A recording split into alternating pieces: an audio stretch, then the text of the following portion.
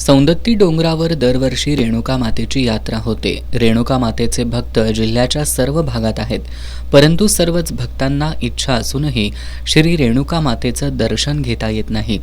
यासाठी धर्मजागरण ट्रस्टनं पुढाकार घेऊन अशा भाविकांसाठी रेणुका माता दर्शन यात्रेचं आयोजन केलंय।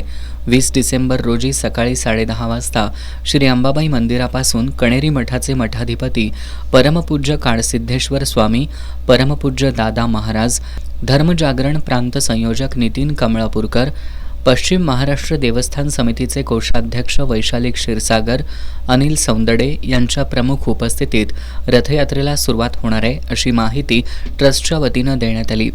या रथयात्रेत देवीचे टाक, अलंकारिक वस्त्र, मानाचा भंडारा आणि देवीचे कलश असणार आहेत।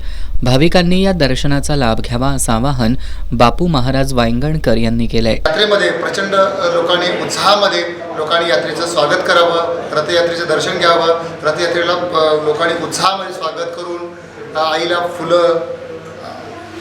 फुलांच्या पायघड्या घालून आईचं स्वागत करावं। लोकांनी उत्साहपूर्वक येथे यावं, एवढे मी सगळ्यांना आवाहन करतो। कोल्हापूर जिल्ह्यातील 6 तालुक्यातील 80 गावातून ही रथयात्रा जाणार आहे।